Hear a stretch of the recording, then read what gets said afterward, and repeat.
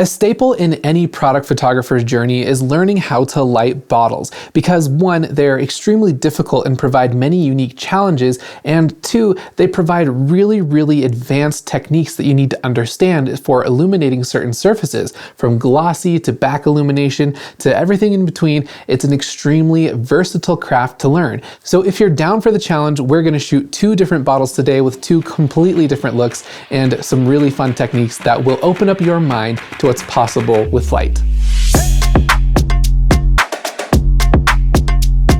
Hello, I'm Jeahn Laffitte for Professional Photographers of America, and today we're going to be covering not 1, but 2 different lighting setups for bottles that are going to have foundational elements that you can use to mix and match and create any look that you want in the beverage photography space. Now, the reason that I'm using bottles in particular is because they're a really solid use case and kind of cover almost everything you need to know as far as surface reflections and angles of incidence, because they're a pretty complex object. So I hope that if you've never done product photography, you'll stick around, and if you have, you'll learn something new today, because a lot of the techniques that you can learn in product photography will unlock a more advanced understanding of light that you can take with you into any discipline of photography. So let's go ahead and dive in. So first and foremost, I always like to pre-visualize my work on my computer, and I have some really cool 3D software that I use for pretty much everything now, and it really eliminates a lot of the testing and back and forth that I have to do in the real world, especially for portraiture. It's very optimized for that. But let's hop into the software real quick and I'll show you a very clear picture of the set that we have going on today. So I have this duplicate of my studio, and you can see here that I have 3 lights. So 3 light setup, it's super duper easy. So what you'll see is, first of all, we have the wine here on this black reflective surface. And then back here we have a scrim, or a silk, sometimes they call it, and I use a diffusion paper, which we'll talk about. It's a Lee 216 diffusion. And then behind that we have 2 lights, and you'll see every single light is down the center. But what's really important is the angle of incidence, and we're going to talk about that in the real world, but basically what it is it's how you set your light in relation to your camera and your subject so that you're controlling your reflections properly. In fact, if I were to lower this light here, you would see that I start to get this kind of nasty reflection right in the front of the bottle, and that does not look good, so I will not be doing that.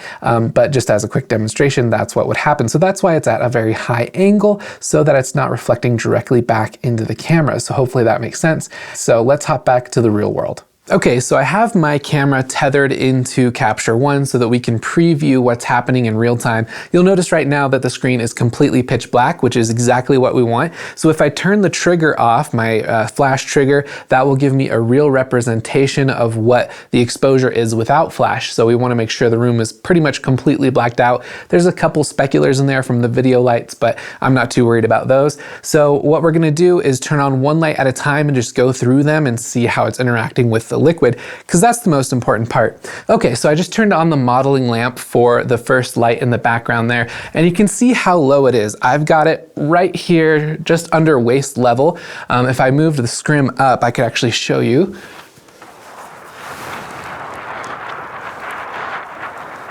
So you can see the position of the light relative to the subject. It's literally almost right behind it, just a little low, and that's because the diffusion paper adds a nice glow of light, so it doesn't have to be directly behind the subject, but that is where it's placed. Now, something to note about glass, if you didn't know, it acts as a lens. So whatever's on this side of the bottle will actually show up on this side with the light. And so if it's dark over here, the darkness will be black on this side of the bottle. So let me demonstrate that real quick. So if I bring a piece of foam board back over here and kind of block this side of the gradient, you will see that there is now a black stripe on the left side of the bottle. So you can see exactly where that gradient was cut off here on the left, but I cut it off on the right. So that's what I mean by the lensing effect. Whatever happens on the right side is refracted to the left and vice versa. So I take that away, take another picture, and now it's gone, and we have a full, beautiful image of the light behind the bottle. So that's the first light. Now I need to talk about the surface that everything is sitting on right now. This is a piece of glass, and it's been painted matte black on the other side. Now this is a trick that I learned from my friend Erica Lane. She is an award-winning photographer, and I learned from her at my recent conference that if you paint the bottom side, you will not have a double reflection, which is really cool. And we can talk about surface materials, and I can nerd out anytime with you, so drop a comment, let's chat. But what's traditionally been taught is that you would have to buy a piece of black glossy acrylic sheeting, or like plexiglass. And that works, but it's kind of expensive, and that also scratches easily. Now, this glass surface I found from used furniture. It was a desk, and it was a cover for the desk. And what's cool about furniture glass is that the edges are rounded off, so you don't have to worry about cutting your hands or taping the edges off, and you can get a nice pure sheet of glass. And so what I did is I just painted the bottom side a flat black, and then now it's a perfect reflective surface, which is really cool. So that is the first light. That's kind of in a way, this is the key light. I don't think technically you would call this the key light, but it is a very important one because it needs to be centered just right in the frame so that the weights feel correct and all that good stuff. So let's go ahead and turn on the second light, and I'll turn off the first light so you can see what it's doing by itself and then how they work together. Okay, so there's the modeling lamp for the second light. You can see where I've placed it. So it's about probably 6 to 8 inches higher, and then about 3 feet, 2.5 feet back farther than the key light or the first light we just talked about. But it's pointed in a similar location so that the hot spot is kind of amplified. But now if I take a picture, we'll see that it's a nice rich blue. But the problem is the liquid in here, the white wine, is yellow, which we've seen before. So the blue is causing that yellow to disappear, which is just regular light science. If you have a red object and you shine a blue light at it, it will kind of suck that light away and it'll look black because it won't reflect the blue color. It's supposed to reflect red. So when you shine the blue in here, it kind of saps that color out. So what I had to do was then turn on the next light. And I'm gonna take off the color temperature orange gel on it real quick, just so you can see what it was doing when I didn't have the gel on there. So let's take that. Now this looks pretty good. It looks nice. And if you didn't try it with color temperature orange, you wouldn't know any better. But let me go ahead and put the color temperature orange gel on it real quick and take another shot, and you'll see the difference. So now we're introducing that lively white grape kind of yellowish color. There we go. So that little bit of orange really kind of counteracts with the blue and creates a nicer color contrast, and it also helps that liquid to kind of shine through better, which is really great. So this is the key light. I have just a 20-degree grid here. Now the reason I have the grid is to reduce how much this is spilling onto the background. I also had to tweak the angle and things like that to make sure that it's not reflecting too hard onto the background surface, because then it washes out the color. But if I take the grid off, you'll see just how much light is getting everywhere. So let's take that picture. It's probably going to be quite overexposed. There we go. So that really brightens everything up and it washes out all the colors. So what the grid does is it takes all this light that's spreading way up here, all that, and way over here, and it's reducing it to point only at the bottle, which makes a massive difference. So let's try this again. And there we go. That's how we get that beautiful effect. And really what this key is supposed to be doing is just lighting up the labels. So it's not meant to light up the glass. It's not meant to light up the background. It's not meant to light up the liquid at all. And as you can see, it's not really doing any of that. You're getting a little bit of light down here at the bottom of the bottle, but that's due to the label inside, which we're gonna take care of here in just a second. But that is what each light is doing individually. So we're gonna turn it all back on here and take the shot, see it all together one more time. Beautiful, that's perfect. But what I have to do now is I need to remove the rear label off of the back of this bottle. So if we go over here to the capture and I zoom in, what's happening is we're getting this interesting golden foil look from the back, and that's because the back of the bottle has a label on it and it's interfering with the refraction of light through the lens, and I personally don't like that look very much, so we're going to go ahead and remove that label from the back of the bottle. So I'm going to put these on just so I can handle everything nicely and not worry about getting fingerprints on it. So I'm going to take that off. So you can see this back label here. It is causing a nasty refraction into the back of the glass, as you can see. So let's go ahead and remove that. Now, because glass is glass, you can actually just use a razor blade to kind of peel stuff off like this. So that's what I'm going to do. And if you're lucky, you might be able to actually grab it and pull it off. But no such luck for me. You can see there, it's just peeling off. So this is going to take a minute.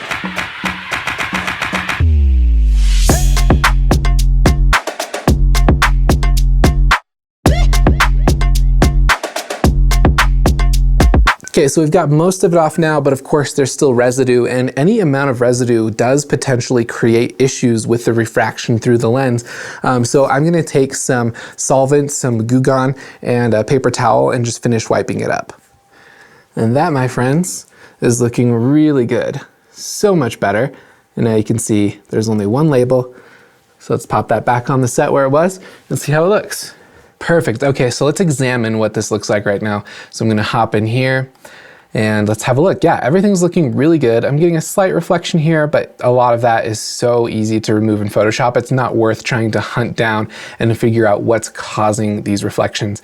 Now, I know that this reflection here is caused by this glass, and we're getting some speculars here, and it's a little bit messy down here in the glass due to the key light. So we might take 2 shots. We might do 1 shot with all 3 lights to get the label and the cork here, and we might take 1 shot without the key light, just to kind of get rid of all these specular bits here. But that is looking really nice, and I think we're in the ballpark of getting ready to finalize the shot. Okay, so we got the label removed. Now you're probably wondering, what about the wine glass that's there? What are we gonna do? Well, I don't wanna pour the wine out of the bottle into the glass, because then the bottle won't look complete. And you could if there was a story or you were actively pouring or doing something a little more creative. But in this case, it's just a product showcase, and I want the wine glass to be filled properly, but the wine bottle to also have everything that it needs to be complete. So what I'm going to do is, instead of wasting good wine, I am going to use plain old white grape juice. Pretty easy stuff to find, of course. And I'm going to go ahead and pour it into the glass here. Only about this far or so. And we'll get this glass back into position where it should be. So let's take a shot and see how it looks. Nice. Okay, I think I want the glass to hide behind the bottle just a little bit more, just for more of that story and prominence. And in product photography, the most important thing for your client is the brand. It's the product, it's how it feels, it's how it makes people feel. So what's really cool about this setup is it's super versatile. You can swap out multiple different bottles and get really nice looks, as long as the bottle is transparent. If you wanted to, instead of having a blue gradient, you could have a green gradient or something really fresh and minty and bright. Or you could make it pure white, actually, which would be pretty easy to do. Just remove the blue light and pull back the main light so it takes up more area, or put a softbox in there, take off the gel, and then you have a pure white background. So a lot you can do with this setup, and I really think it's just super flexible and easy. It's only 3 lights, or you can get away with 2 lights, and it's super effective. So I'm gonna go ahead and turn off the key light, get the same shot so we don't get all the reflections in the wine. Then we can comp those last 2 shots together to create something really phenomenal. So that's it for the wine. Let's go ahead and hop over to the whiskey shoot.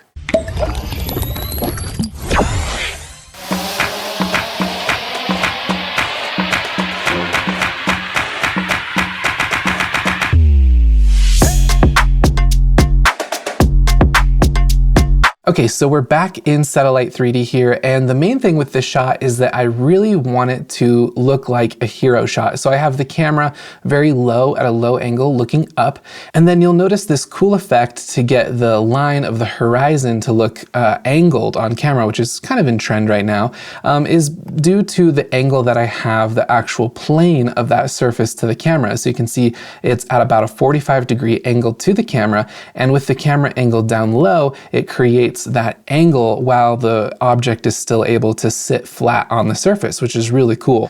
Okay, so here's the set. I created my own wooden surface. I always recommend getting real surfaces if you can, real materials, not the fake printed ones or the like synthetic vinyl ones, things like that, because real materials will always look better. There's some fancy backdrops out there, but this cost me $25 to buy and make and stain myself, so I highly recommend making your own surfaces. So the background light is just right here. If I lift it up, it's just a plain B1 with an orange gel like you saw in the 3D software, and it's placed right here just out of view, shining up at the background to create a glow right behind the subject. And there we go, that feels pretty good. We have a nice glow. It's not really affecting the product too much except for the shine through, and I think that looks really nice. So next I want to talk about the key light. Now of course this is the most important light, so I'm going to make sure it's just nice and straight. I'm going to put it right about here. Let's turn it on. And I'm going to turn off the background light for now, just so we can see exactly what the key light is doing by itself. I'm going to turn on the modeling lamp. Here we go. Now if we look at the live view, if I move the light forward and backward, we'll see how the stripe of light falls across the subject here. And my idea for this, or the goal, is to create a highlight that isn't distracting, but it goes across like the most important parts of the label. By the way, I've already removed the back label on this whiskey bottle, just so you didn't have to see that again, but it's the same exact process as for the white wine. And now you'll notice if I'm back far away from the object, the top of the bottle here isn't getting the reflection into the camera because of, again, the angles of incidence, which is a very important concept to understand in product photography because you're dealing with direct image forming reflections. So it's happening if I were to take a laser pointer from the dead center of my lens and shoot it right out to this part here, and it bounces off, it's not getting any light up here because the softbox is too far away or not high enough. So I could raise it up, then I risk it falling off the bottom here. Let's just do that just for fun real quick. I'm going to raise this up, and you can see the stripe is going up the bottle now, but now it's left off of the bottom. I want it to be on the bottom as well. So how can we get it to reach across the whole thing? Well, the size of the softbox relative to the subject needs to be bigger, so we need to get it closer, right? So get it nice and close here.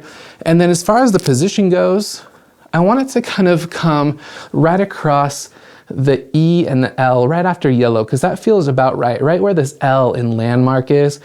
Kind of right down that spot there is where I want the stripe to be. Something like that maybe. There we go, that looks really nice, and the placement is actually just about exactly where I want it. But the stripe is looking a bit harsh. The transition from black to reflective is just this hard line. And in some cases that can look nice, but in most cases with reflective material, you want to have more control over how that reflection falls off, or the gradient of that reflection.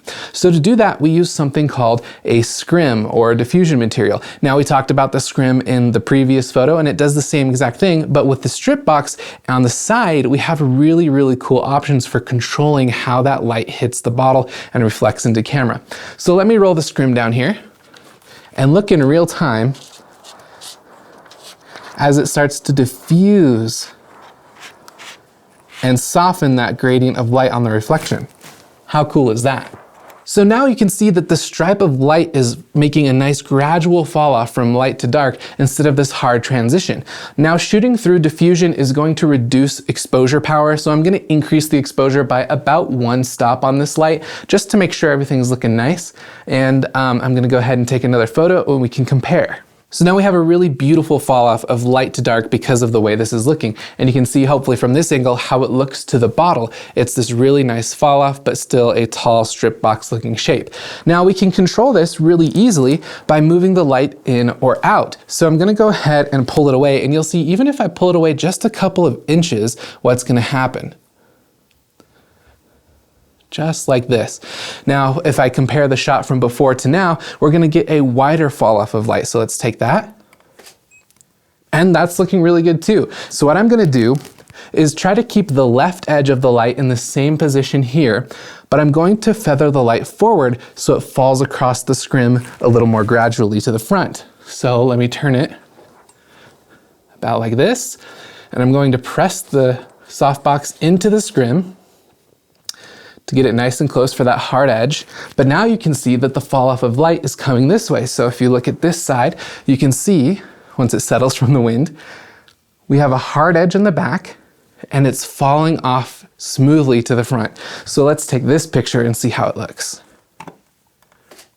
And that is really cool looking. That's really nice, because what you don't want to have is a super soft gradient and then absolutely no hard edge at all, because then the bottle doesn't look glossy anymore, right? But I think that looks really nice. We're getting the Yellowstone in there really well. I think I might tweak the position just a teensy tiny bit.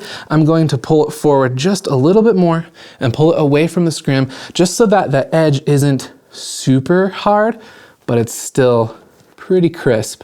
So let's take one more picture with those adjustments. And there we go, that's looking really nice. So that edge from the back isn't so hard that it looks kind of fake, but it's also not super soft and it looks kind of matte. So I think we have a good balance here. It's covering the logo the way that I want it to. And let's turn on the background light so we can see them together and how things are being separated. Boom, there we go. Now we're getting that really beautiful separation of this dark line here on the left, and it's separating off of the orange background. We're getting the beautiful gradient fall off on the Yellowstone logo here in Landmark. We really want to focus on the first part of these words, and it's looking really nice. It's absolutely beautiful. Okay, so that's the background covered, and that's the key light covered with the scrim. Hopefully that is a really helpful tip for you guys. And so now what are we gonna do? Well, looking at the shot, it's looking a bit dark on the right side, so we need some kind of fill. So how can we fill this in? Well, there's a couple ways. I think the way with the most control would be to get an entirely different scrim and strip box setup on the other side. So if you have 2 strip boxes and 2 scrim rolls, that'll give you really great control, because you can do what we just did over here and finesse the look of that other side however you want it to be. And I think in a perfect world, that's what I would do. But for this demonstration, I want to show you something a little bit easier, a little more accessible. If you don't have 2 strip boxes yet, you can still do some really good work with a mirror or a reflector. So let me grab that. So what I have right here is a type of reflective foil. You can buy big rolls of it on Amazon for pretty cheap. I think I got my roll for like 35 bucks or something, but I just took it and glued it to a piece of foam board. And the trick with this is that whatever is on this side is going to be reflected no matter what. So I don't have control of feathering it forward or backward or straight on or whatever, but that looks pretty good. So let's see what adding this in does to the photo. So here's the before, let's take a shot. And boom, there we go. Now we're getting the same reflection on the other side. Hey, it's Future Jeahn here, and as I was editing this video, I realized I made a really fatal flaw in my explanation of how this works. So you'll see I have a much larger roll of this reflective material here, because my pea brain was thinking, well, I wasn't getting enough coverage up the edge of the bottle to get the whole angle of incidence, so maybe I just need a bigger reflector. And what I didn't realize was just that my brain is working off of normal lighting, which would be like if I had a scrim and a strip box on the other side.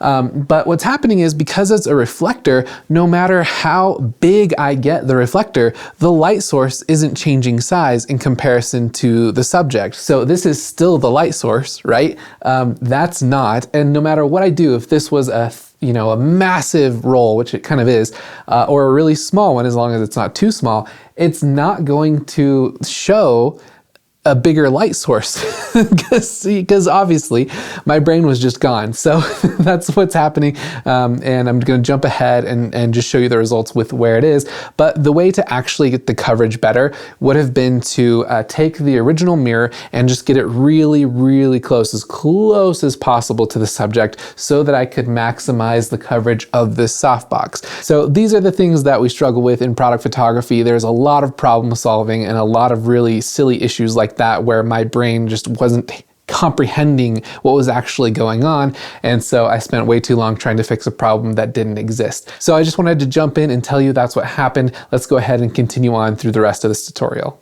Okay, sweet, that is looking really good. I think we've got the vibe in place that I want. So we've got the stripe going down the entire left side of the bottle that's nice and diffused, but also has a somewhat hard edge, so you can tell it's a glossy surface. And then of course on the other side, we have the reflector in there, and we're getting a nice edge on both sides of the bottle, but we're still kind of missing some of the label there, especially just slightly right of center and the top there. So here is what we're gonna do to figure that out. So up here, I have this light that we mentioned before. This is a gobo projector. Tons of companies make them, but recently Flashpoint or Godox, they just came out with their new BFP. Well, I guess not just, it's been about a year. But I've been waiting for a projection system that is affordable, but still fully featured. And this finally hit the market and it's perfect. Of course, I use a Profoto light, so I have the Profoto speed ring adapter that Adorama kind of sells as a kit. But what we're gonna use this for is to light the bottle from the top and kind of illuminate all the stuff in the areas that we don't see. It's also a very hard light, so it's gonna provide a lot of texture. And of course, we can finally adjust where it needs to be. So for this, I need to kind of black out the studio so that we can clearly see this modeling lamp because it is pretty dim. It sucks up a lot of light. It's light hungry. All right, so let's black the studio out here. All right, so the studio is blacked out. Woo, spooky. And I'm gonna go ahead and show you what I'm doing with the projection attachment here. So keep in mind that this is a lens, so everything in the picture is reversed from what it's actually projecting. So if I want to cut off the top of the light, I need to push this bottom gobo blade up. There we go, now I've cut it off the background entirely, so I have complete control there. All right, here we go, let's take this snap. And boom, there we go. Now we're getting the entire bottle covered. We got the labels looking good. We've got the text looking nice and legible. But yeah, so this is looking nice. Now what we're gonna have to do is do a couple of composites to make this finished. And there's a trick up my sleeve. You might be looking at this and being like, hey, that looks nice. But there's something drastically missing that I'm going to show you now. And it's actually a really cool hack that not everyone knows or talks about, and it provides a really neat effect. So let's go ahead and do that. So with the white wine, of course, we illuminated the entire thing from behind, which is great, but we can't really do that with this set because it's a wooden background, right? Well, you actually can, but it's gonna take a little bit of work. Now, there's a way to do this completely in camera, but I don't find it as effective or as efficient as just doing it as a composite. And the way that we do this, the way we get the back glow through the liquid is with reflective card. So I'm gonna show you what this looks like with a silver card first so we can kind of have a look, and then I'm gonna show you something really cool. So I'm just gonna sneak in here around the back of the set, and I'm going to hold this silver card in behind the whiskey, and I'm gonna have to move the glass to get this in. So what we're doing is we're getting a really nice glow of light through the bottle. Now you can kind of adjust things by bending the paper. And by the way, this is just silver cardstock you can get from Hobby Lobby or Amazon or anything. It's really cheap. But the goal for me, I want to kind of get one side glowing really nicely from the key light, maybe about like this. Let's have a look at that. And boom, we're getting a really nice glow of light through the liquid. So now I can just composite that liquid from the bottle onto the shot. However, it's not looking as rich as you might want it to look. And that's because we're using a silver card, which is reflecting the true color of the whiskey, but that's not what I want. I want to reflect the whiskey and make it look more rich. So what can we do? Well, here's the trick. The trick is to use gold card instead. All right, let's stick this in here. I want to get that reflection kind of lensing over to the right side of the bottle and something like that. And boom, there we go. We have a really rich and beautiful golden looking liquid inside the bottle. Now, what we need to do next is prepare the glass, because obviously it's empty right now, so we need to get something in there. So just like with the wine, I don't want to open up this fine bottle of whiskey and pour it in there. You could buy a second bottle and pour it in and that'd be just fine. But I personally don't want to spend more money on alcohol that I'm never going to drink anyway. So I went ahead and had my wife actually create some tea. And if you get the right type of tea, and I'm not sure what type this is, you get a really beautiful whiskey look. Now, as a final touch for this shot, I'm gonna be putting some fake ice cubes into this glass to create a really nice look. Now, food stylists and legitimate food and beverage photographers will tell you that this is a no-no. This artificial acrylic glass just looks kind of fake. It doesn't float. It doesn't look right because they're all the same molded piece. But I'm cheap. I've had these forever. They come in a bag of like 100 for 20 bucks or something. So that's what I'm going to use. I just won't fill the glass so full that the ice should be floating, and we should be good to go. And there we go, that's looking really nice. Looks exactly like whiskey. So I'm gonna go ahead and pop that into the set here. And let's take a photo and see how it looks.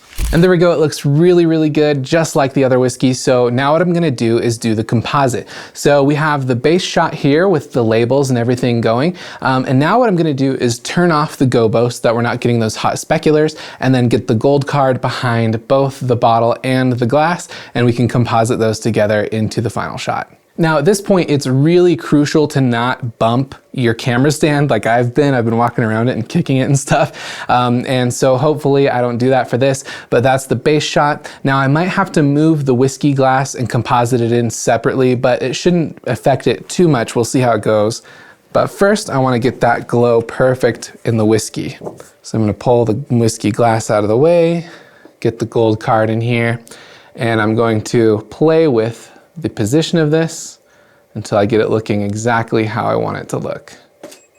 There we go, that's looking really good. And I can always drop the opacity of that layer in Photoshop. So now let's do the whiskey glass very carefully. Do not move the whiskey bottle. Get the orientation to where it looks nice. And same thing here. There we go. That's looking really good. All right, well, there you have it. That is the setup. Of course, you could always get a scrim on the other side with another 1x4 strip box to really dial in the look of that right reflection if it's lacking or you want to creative direct it a little bit better. But in this case, I think it turned out really nice, and I really like the final result. I'm gonna go ahead and put it up on screen here so you can see the after and the composite, but it's really easy. All I have are those 3 layers. So I have the original shot with the gobo projector, lighting the label and everything correctly. Then I have the shot of the glow through the bottle, and then the shot of the glow through the glass. Just layer those on top of each other respectively, and you're done. It looks really nice. I think that's a really solid shot. Now for some fun action stuff, you could totally take like an orange peel for like an old fashioned and kind of squeeze it above the glass to kind of get that cool effect of the light spraying. You could get another light behind to kind of backlight that more. But I really, really like how this turned out. I think it turned out really well, and I hope you learned something. So that's gonna do it for this video. If you liked it, please like the video and leave a comment below if you have any questions. I will be in the comments as much as I can answering them. And of course, if you have suggestions of what else you'd like to learn, let us know. And be sure to subscribe so you don't miss out on any future videos. We've got some more banger tutorials coming your way. So I hope you learned something, and I hope that you'll take these techniques that you learned in product photography, specifically for bottles and angles of incidence and gradient reflections, and are able to apply them to every other aspect of your lighting journey, whether in portraiture, lifestyle, product, or what have you. There's always plenty to learn. So thank you again for joining me. I'm Jeahn Laffitte again with Professional Photographers of America, and we will see you in the next one.